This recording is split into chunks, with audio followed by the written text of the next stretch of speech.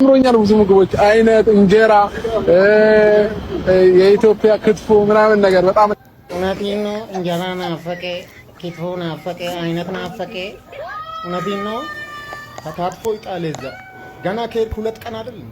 2 ቀን ነው 3 ቀን 20 ዓመት የቆየ ዲያስፖራ ይመስል እንጀራ ናፈቀኝ፣ ክትፎ ናፈቀኝ፣ አይነት ናፈቀኝ።